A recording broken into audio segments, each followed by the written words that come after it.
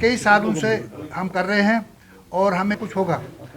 और इस ज़िम्मन में अपने प्रधानमंत्री श्री नरेंद्र मोदी जी ने भी यहाँ श्रीनगर में आके लोगों को यकीन दहानी दिलाई थी। और साथ ही अमित शाह जी, माननीय होम मिनिस्टर साहब ने पार्लियामेंट में बयान दिया है।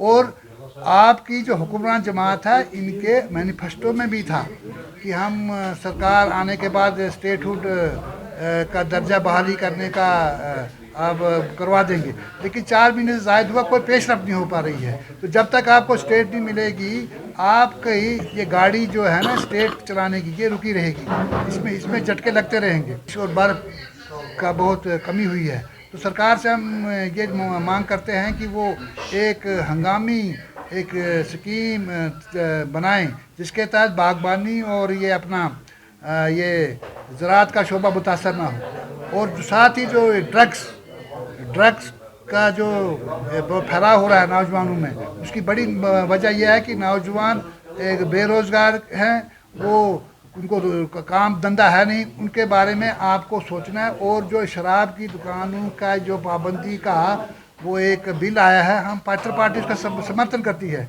आपके नौजवान ऑलरेडी नशे की लत में हैं और आप हर गली कोचे में शराब की दुकान खोलोगे, तो इसका मतलब यह है आप खुद ही जिम्मेदार हैं अपनी आइंदा आने वाली नस्ल को तबाह करने के लिए। और साथ ही हमारी एक और डिमांड रही थी कि पंचायत और बलदियाती इलेक्शन जो हैं ये काफ़ी अर्से से ड्यू हैं। नई सरकार बनने के बाद भी कोई भी पेशरफ नहीं हो पा रही है। ये सरकार जो है ये मुंजमद हो गई है।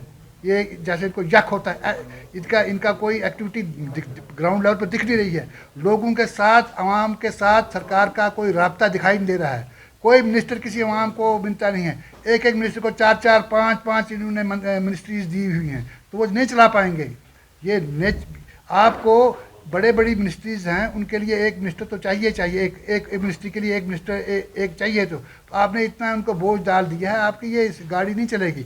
और जो आपने चुनावी वादे किए थे, मुफ्त बिजली, गैस सिलेंडर, बाकी कम से कम एक आध तो इनके 2-4 महीने में पूरा होना चाहिए था, वो अभी कुछ नहीं हुआ। और ये सरकार लगती है जो यहाँ की नेशनल कॉन्फ्रेंस की सरकार है, ये मरकज़ी सरकार की एक पपट बन के रह चुकी है। और जो इनका इलेक्शन से पहले ये बोलते थे, इलेक्शन के बाद एकदम इनकी ज़ुबान पर ताला लग गया है।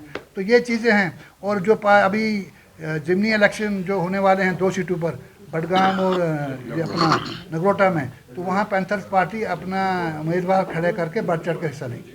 सर, असेंबली जो सेशन है इलेक्शन में आप देखते हो क्या करते हैं। ये पिछला इलेक्शन देख लिया आपने, कोई हंगामा रहा ही, सेशन चला नहीं और वो धड़ाधड़ बिलें पास कर लेते हैं। ये मुझे लगता है नेशनल कॉन्फ्रेंस और बीजेपी का फिक्स मैच चलता है।